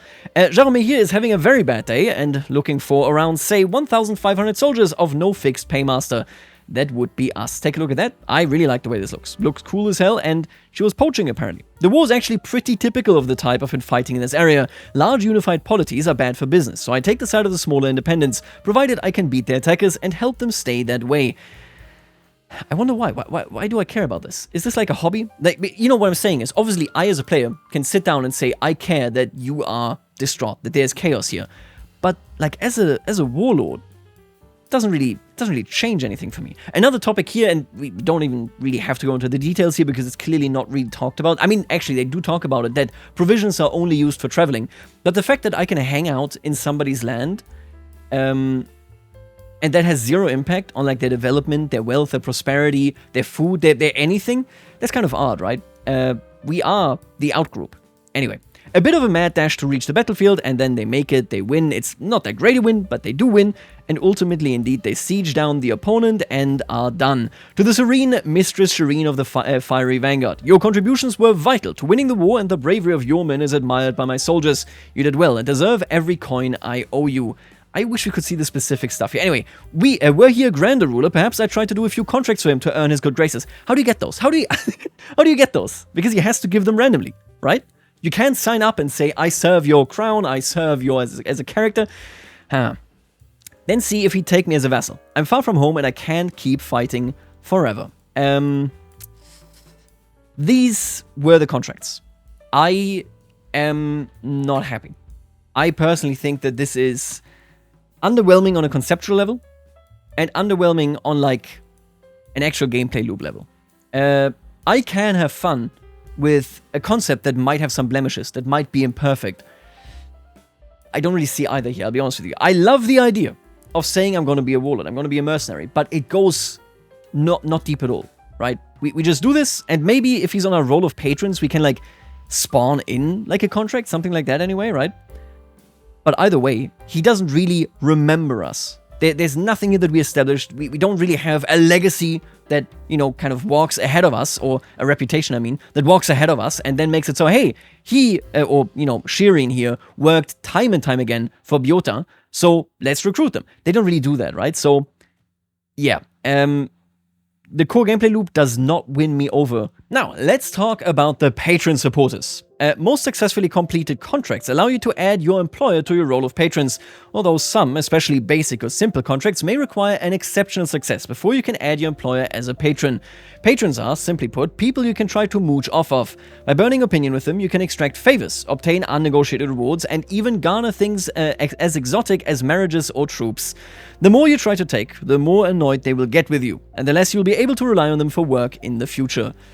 Okay, family and friends can be lobbied for the same favors, even if you've done no work for them. This one I actually love, okay? I hate it so much. I hope you get my point, okay? I like the idea that if I spread my family out and I go into different locations, even if I haven't done any contracts for them, I can go, come on, it's family, right? Why can't I do that if I do 5 contracts for the Piast family, then I can go to other Piasts and say, I've proven myself. Why can't I do that? Why isn't that a mechanic? Okay. Roll of patrons, let's take a look at this, because I like the core idea of this, right? I just wish it was tied to much more, like I've now said several times. Located in East Kilit, this guy is close, and these people are far away. I just love the art. It looks so good. Okay, anyway, you can see this now, right? This is what this is all about. You have this roll of patrons, and you can ask them for things. As adventurers don't have a fixed abode, we assume they are moving some nights, even when stationary within one barony, traveling on as one area's foraging gets bad or the locals get rowdy. I wish there was a real mechanic and not just like an assumption. Let alone the infrastructure of a domain behind them, there are fairly hard distance restrictions on where you can ask patrons for favors from, which means before you travel, surely you will want to use all these favors, because what if this guy dies while I'm elsewhere, right? So you will probably largely just want to use them whenever you get them here. You can see these in the interface here, as we divide the list up so that you can easily check who you can blag from now and who you need to pay a visit to mooch off of. The distance requirement stops you requesting support and favors from a string of people half a world away and encourages you to form local connections. I like this in theory. In practice, I think it won't be that impactful. A life of crime. Of course, not every jobbing adventurer is a roving scholar, out to teach the children of the world or engage exclusively in honorable mercenary work. Some of them, shockingly, have been known to lie, cheat, swindle, steal, kidnap, and kill. That is my CV right there. Enter the criminal contract. This is this right here. These have different icons on the map. They're slathered in red and mud to mark them apart visually. I'm not seeing any mud. Anyway, and will tend to offer greater rewards or even mediocre successes. Criminal contracts may be performed on behalf of the employer, say kidnapping their rival, or even targeting the employer themselves. For instance, preying on the travelers of someone foolish enough to advertise weekend wilderness patrols in their domain. Right, so basically it would be a contract against the guy that technically is the employer. I just wish this wasn't a random thing. I wish I could say, I'm gonna lie in wait here. That's what I'm gonna do. I'm gonna ambush the lands of this count. I wish I could specifically say that rather than having to wait for this quest popping up. Krakow is bedeviled by robbers, bandits, and brigands of all kinds. Proficient fighters sought urgently. Direct all dealings to the Count of Krakow. This contract requires you to travel to a distant holding, waylaying characters to take their gold as you go via either prowess, martial, or intrigue challenges. I guess this is like, he's saying I need help, and we're going like, oh, he needs help, so we can go and beat him up. Right?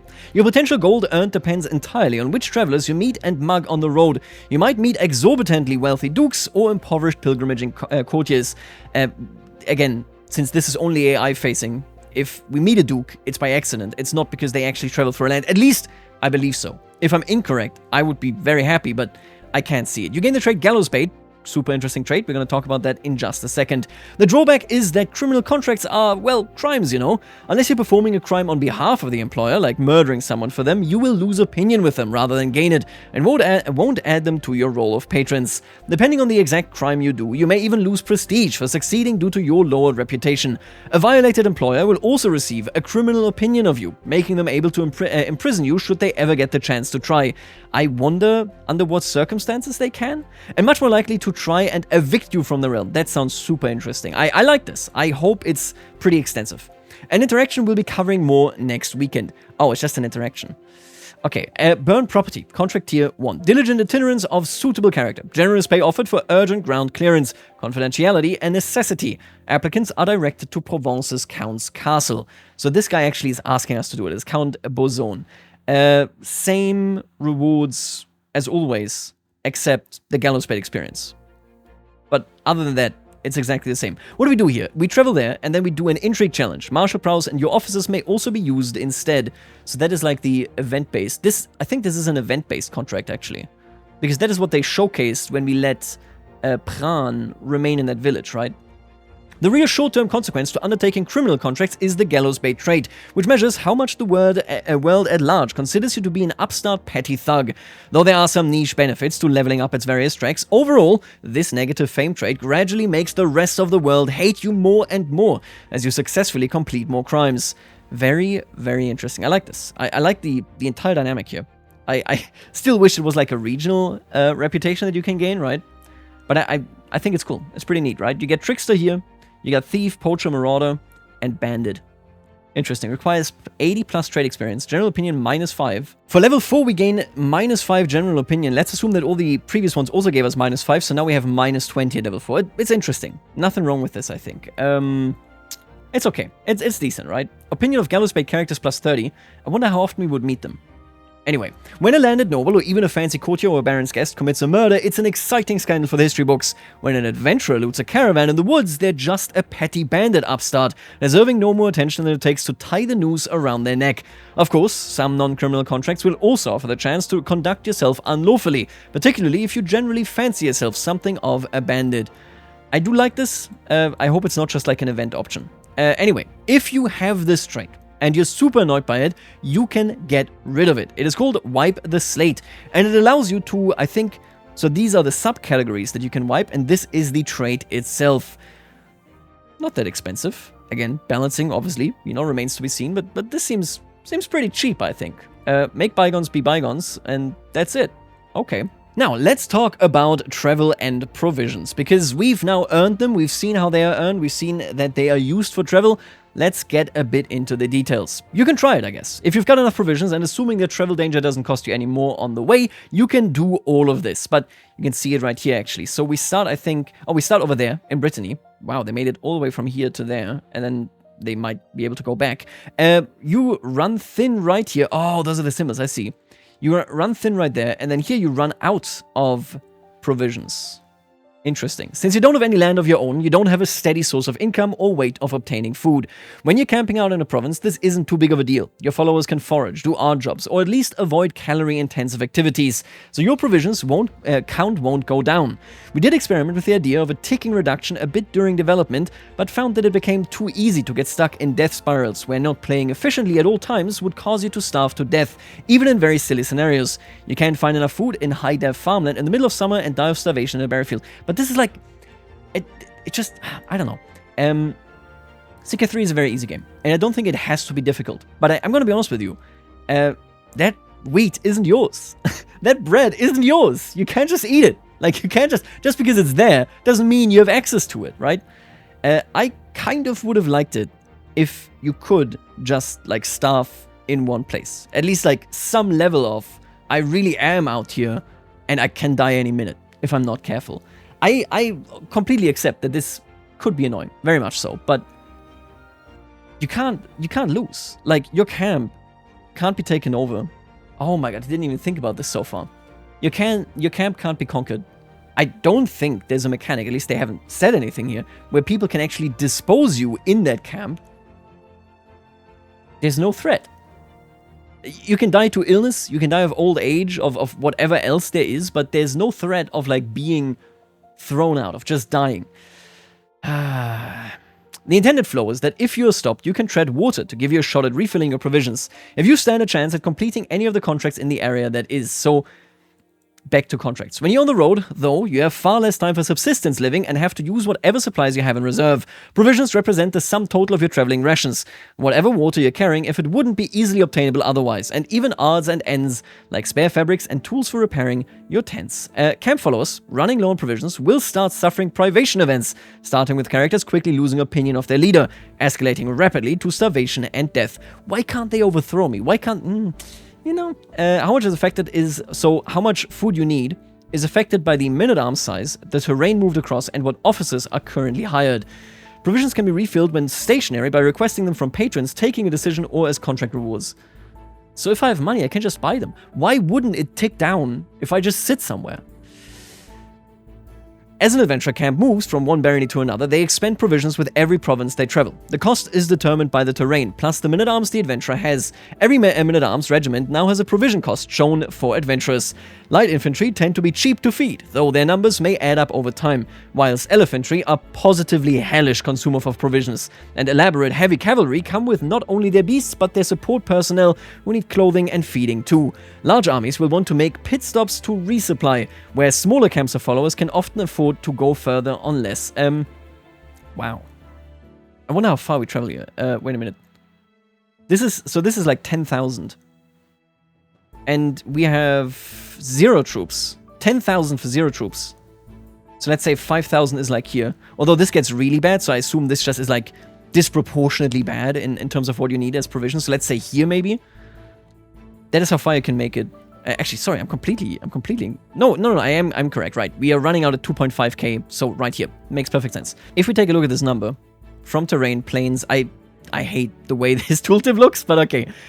Provisions cost, base cost, hills, farmlands, right, men-at-arms, oh boy. Pikemen, minus 1,300. We don't know what number of pikemen you have here, but Jesus Christ. How far is this? I wish we knew. Moving even moderately sized mercenary armies is expensive, requiring you to build your camp to match your playstyle. I just don't like it. I think this implementation kind of sucks. The fact that it's like a static number rather than a surplus or a negative, like for example capacities in Victoria 3 can be, is super annoying to me. Because what it means is, if I have a big army, I need to farm contracts like crazy. I need to massively farm contracts. And then I move a bit, and then I need to farm contracts. Like, I'm forced to do this. If I have a decision, I know where I need to go. But if I don't move, I can literally just be where I am forever. Like, 0 questions asked, because I don't need to do anything. But it just doesn't sit right with me. I don't know. Your maximum number of provisions is an increasable cap determined by the buildings in your camp. When you start to fall below a certain number, you will begin suffering privation events. These involve your followers losing faith, some leaving you or losing substantial amounts of opinion.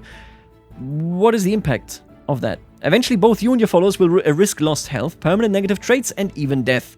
Yeah, okay. To avoid it, I just stopped traveling. Baggage train. Organizing the camp's motley collection of followers, wagons, and pack animals is inevitable for any larger operation. Effect, find more officers using Scout for talent, okay.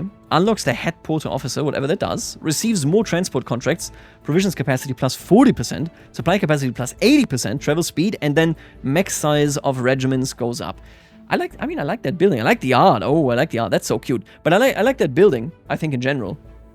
The closer you are to 0 provisions, the worse the privation events you can receive. Never travel without provisions if you can help it. Do I see a light? I can't remember the last time I've eaten. My throat feels like parchment. Everything hurts. I can't even recall where I'm going. Just that I need to go on. I don't want to go on. I just want this all to end. Stomach is damaged forever. Strength abandons you. Starve to death. Desperation pushes you back to... Your body is permanently stunned. This sounds like you're a cannibal, right? You get sick, something in your mind breaks, the light disappears from your eyes. Okay.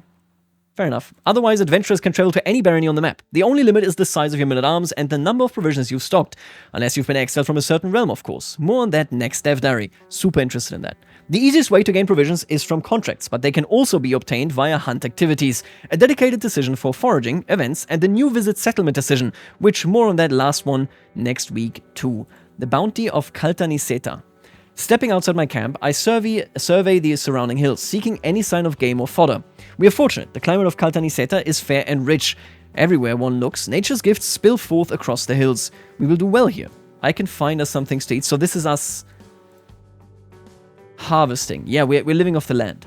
Of course, not every time an adventurer travels requires them to take their whole camp with them, so they don't always expend provisions when they move, only if their domicile is being moved around the map. You are explicitly told when you'll be spending provisions and how many you expect to expend. Good examples of travel that won't generally cost provisions are things like turning up to a feast or tournament or going on a pilgrimage. Contracts that involve travel generally give you the option of whatever. Can we participate in a crusade? Sorry, I was with the pilgrimage.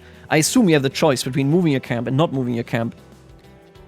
Can I participate in crusades? Can I do that? Contracts that involve... Can I ask?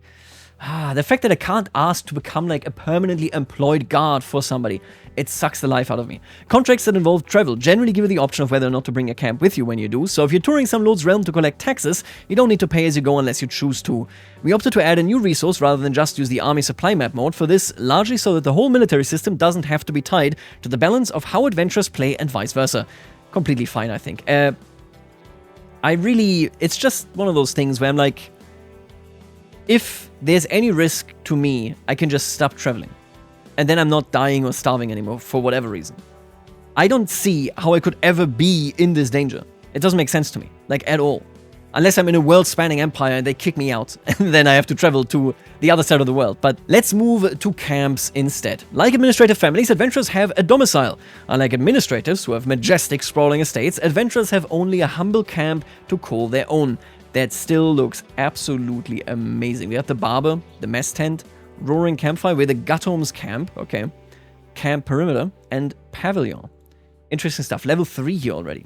These camps have fewer building slots available than estates, but provide a partial refund of their construction costs on destruction. This gives you a bit more freedom to try different configurations of buildings and upgrades, changing them out over time and retooling your camp according to its current purpose or adapting to the changing world. I wonder whether this is like locked behind cultural traditions. Oh my god. How do we not have like almost like a research tree for camps? I guess technically like building a building is like a research tree, right? Knowledgeable Herbalist preview unlocks the Chief Forager Officer. Murder schemes begin with a free Poisoner Agent slot, gain plus 50% provisions when foraging with a Gather Provisions decision, and domicile income plus 1 per month. Oh, so you can get a steady monthly... Okay, if you can get a steady monthly income, I don't understand why I wouldn't be able to also use provisions while I'm just sitting somewhere, if I could counter it just with passively gained provisions. Yeah. I don't know. Mobile Brewers unlocks the Chief Forager Officer. Unlocks extra options for the Camp Revelry activity. Courtier Opinion plus 10. Domicile Income plus 0.3. Plague Resistance plus 5. Oh, this is a good building. My god. Okay. Also, like estates, camp buildings have many internal upgrades, though those do not branch and can be applied in any combination. Some of these upgrades are locked to your camp purpose, meaning that adventurers don't have access... So the specialization is almost like a research tree. If you change specialization, you can then pivot into a different direction. Specializing in this way, or that should pay dividends as upgrades, both internal and not, have various powerful benefits, and many of them unlock new types of officers, the adventuring equivalent of a court position. Right, yeah, makes sense. Reference Corpus, this is for students, I guess. You gain more experience, okay. Learning scheme phase length 10 days faster per scheme phase. Gain gold from your battle victories and any battle that end in the county of your camp. Oh, wow, that's not bad. Natural Dread plus 30, Plague Danger plus 10. Okay, I mean, this is bad, but that's not bad. Interesting. In addition to your role of patrons, which we discussed earlier, we have the Camp Temperament. This is a simple measure of how many of your followers, the adventurer equivalent of courtiers, actually like you. If the majority like you, you get bonuses. If the majority dislike you, you get penalties. And if there's no majority, you get nothing. How is this not like a question of, hey, they will rebel against me. They will separate from me into a different camp. Why do camp-to-camp rivalries not exist? If I run a multi-generational mercenary band and a number of my followers are upset with my heir, why are we not in a position where they get a different mercenary band and prefer if they go into wars against me? There's so many cool things, and this just, you can't, there's, so basically, when we look at this interface, there are no buttons. There are no interactions to sway people. There's nothing going on there, which to me indicates this is it. If they like you, they're here. If they're middling, they're here. If they dislike you, they're there. And that is the full thing. I don't think they do anything. I don't think you can interact with them beyond just making them like you. The bonuses and penalties scale according to your precision. I'm noticing, by the way, I was like, when I was reading this, I was like, okay, yeah, there's some cool elements. I'm way more negative. than what I thought initially here.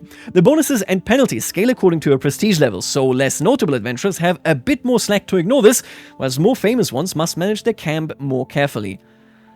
I like the scaling, but like, of course you can ask any follower you dislike to leave your camp, but their friends and families who are likely traveling with you too will likely take offense and may leave too. Okay, so I just kick all these out.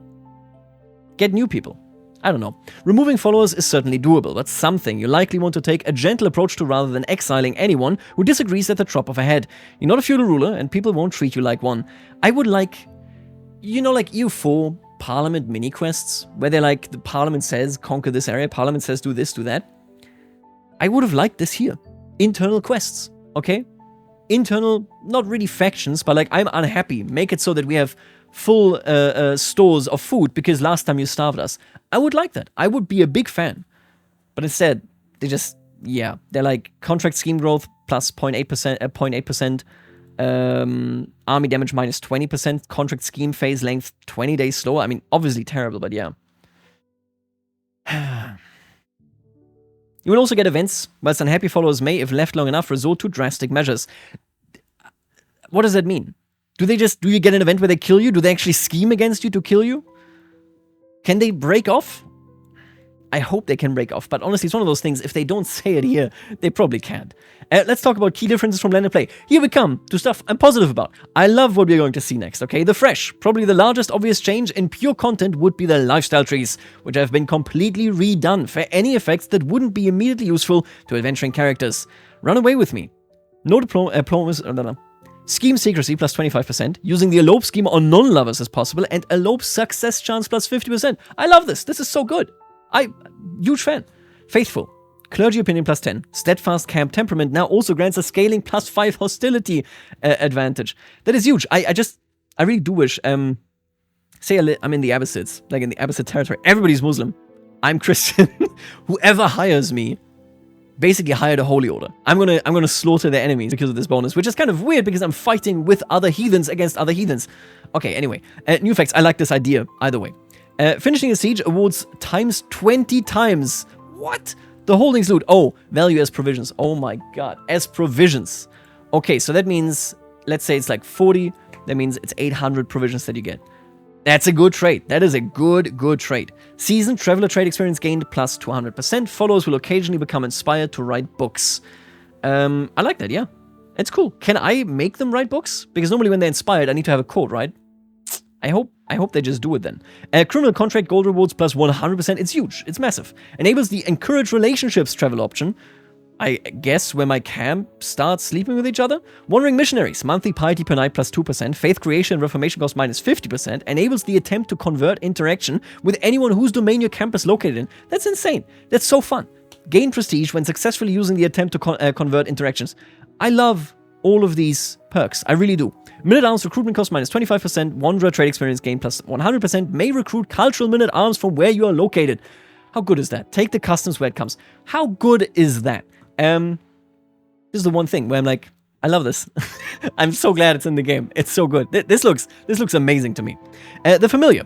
They have renamed a couple of things. We can't really do that many activities either. I'm just gonna gloss over this. I don't think it's that vital. We can hunt, though if they don't have permission from the local ruler, it might constitute poaching. Some of the new adventurer lifestyle perks variants allow you to request feasts and even tournaments from other characters for you to attend. I like this. I just wish if I had a relationship with a certain family, I could request that as well. You know, more integration, basically. I wish I could offer doing this as payment or whatever to a mercenary band that I want to hire.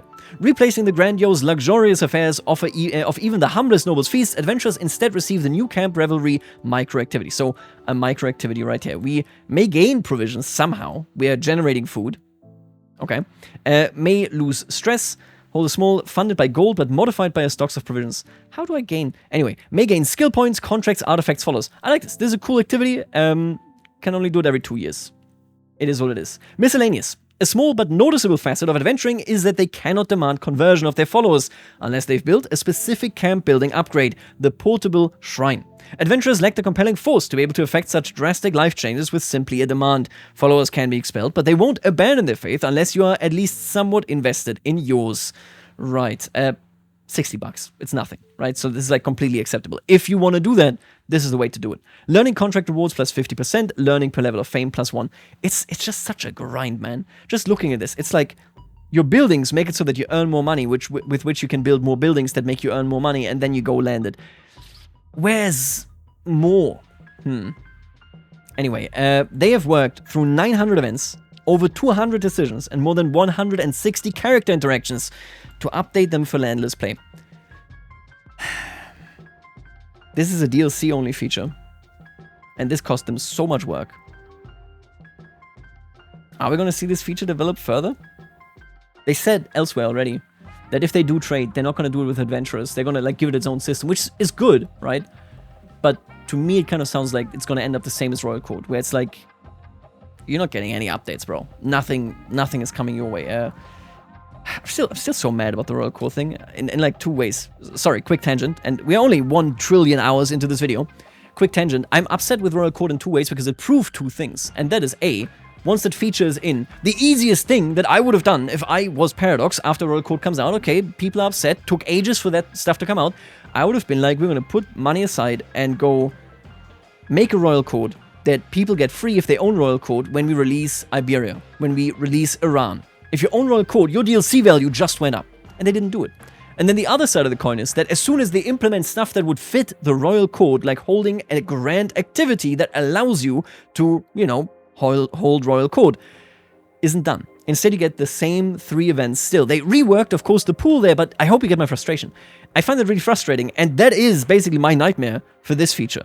We get this, and then eventually later down the road, we get some super cool impact that would impact how you travel, how you're a landless character, and so on and so forth, but it's not going to get updated because it's DLC-gated content. Okay, I like the perk trees a lot. I like the perk trees in this dev diary, it's very good. Let's take a look at the future. As we talked about towards the start of this dev diary, adventurers don't really experience succession politics in the same way that even the smallest realm does. There are no laws binding them to save their own will, and comparatively little to be divided or fought over anyway. Even a successful mercenary company is just 1 or 2 bad wars away from complete ruin. Instead of access to electives, partition, or complex single heir preferences, camps are locked to a single succession type. The title will be inherited by your oldest child, or next closest relative, provided they are your follower. Characters not considered part of the camp cannot inherit it, meaning it will never be inherited by any character with a title of their own, though prisoners and wards are valid. If no relative is available, the follower with the highest prowess inherits instead, and the camp passes from your dynasty. Shouldn't it be about your camp purpose? Anyway, though they are locked to this succession, adventurers do still receive some benefits for their independence, gaining access to 2 powerful tools of succession. They may freely designate their valid heir, and they may adopt any successor willing to agree as a child of their own. Children adopted in this fashion join the character's dynasty, but immediately spin off their own new house to mark their unorthodox lineage. Roussel de Bayeux becomes part of your dynasty, but will create a new house. Okay. Traits in common, ambitions. There are no negative traits. Like, there's no, I don't want to do this. Okay, anyway, the Forgotten. As they have no lands to use, just for the record, I'm completely okay with this. I think designating, I don't think succession can be the complex thing here. At most, I would like to see something where, like, if I have multiple children, some of my children go off into their own landless stuff, but that doesn't matter because there is no lateral interaction between landless characters, so ultimately it's like a wish that doesn't mean anything in the current concept. As they have no lands to use their council tasks on, and because many of the benefits would be simply pointless for them, adventurers do not have councils or councillors. Core benefits mechanics of a council, like a spouse's stat buffs or your spy master catching schemes, are instead taken in by a second in command, a camp officer available to all. Additionally, unless you have some leverage over them or are a truly fantastic reputation, rulers generally won't marry their children into a smelly band of wanderers, no matter how noble some of that band may once have been. You cannot even ask them unless they are on your roll of patrons. I really hope there's an exception here, namely for legitimists. If I am a legitimist of the King of England, or of the Kingdom of England, surely there should be a huge benefit that you can derive from this if you're the King of France and you marry your daughter to me, right? That alliance is huge. If I'm just a count or a duke legitimist, like that's the title that I claim, okay, who cares? But like a legitimist party is not the same, in my opinion, as like a pure mercenary or like a pure wandering students kind of thing, right? At least in my mind. Of course, you can work your way up the prestige levels to do a contract for a king and see if you can squeeze a marriage to yourself or your child out of them. But that's a lot of work to put in, especially if they marry your intended spouse off in the meanwhile, versus swallowing your pride and simply wedding a peasant. I hate this so much. I agree, I get where they're coming from, but it's like, if I had a lasting relationship to the King of Poland, to the Kingdom of Poland, surely I could be like, please consider me in this kind of stuff, you know, and land me during it, that kind of stuff. But I only have relations with the king himself. So if I happen to do a contract with the king as they have an unmarried child, then I can do it. There's no long-term plan here that I can apply. I'm not a fan. Likewise, adventurers cannot use the invite to camp interactions on anyone but close relatives and player heirs. Completely fine. Finally, and I'm sure this should be obvious from everything else, I've said adventurers do not use legitimacy mechanics. That's the end of this dev diary. What are my thoughts? What are your thoughts? Please do let me know in the comments. I think I'm a lot less happy with this than many others, most others probably. Because for me, the concept is like such a missed opportunity. It's like the pure player power fantasy, which is fine. But then the execution is you sitting in menus, kind of. At least from what I can tell. Unless you do a mercenary contract. Contracts and deals with landed realms, cultures, religions, transforming into a holy order, that kind of stuff, it doesn't seem to exist. Mercenaries are not fully replaced with this. The only counter-argument that I've seen was that this would mean that if all adventurers move away from your realm, you have no mercenaries available to you. Okay, so be it, right? If I'm not often at war, that is how that goes. And even if we say, okay, that's kind of sucky, make it so that 3 landless adventurers stay per empire. That kind of stuff, you know, so that they're in the region. Making it so that they exist and you can hire them, but that's it. There's no greater benefit from this at all. It really sucks. It doesn't sound like we can support a mercenary band that belongs to our family like we could in CK2. That is something you can do in CK2. You can equip them and so on. Conceptually speaking, I am very disappointed in the existing mechanics for landless characters, or the existing vision for landless characters, and how landed characters interact with them. To be frank with you, I wish this feature wasn't in. At least the way it is written right here, and written about. Even if I'm wrong, and I hope I am, and the mechanics are so fun, and I'm having a great time playing it, this buries all of the dreams that I had for actually, like, extended landless gameplay. For making it matter, for making it much more interesting to interact with it on all levels. Because this is now in the game. And you don't rework, at least not anytime soon, I think, DLC-gated content that you just implemented like this. Yeah. I know I'm probably going to be the minority with this. Because it's like, it's this cool fantasy, and I completely agree. It just, yeah, not up my alley. Let's see what comes out tomorrow here on the channel. I'm going to cover it on the day of the dev diary. Let's hope that the actual, like, you know, more specific stuff will look like more fun. Folks, let me know your opinion. I'll leave it right here, and I'll see you later, alligator.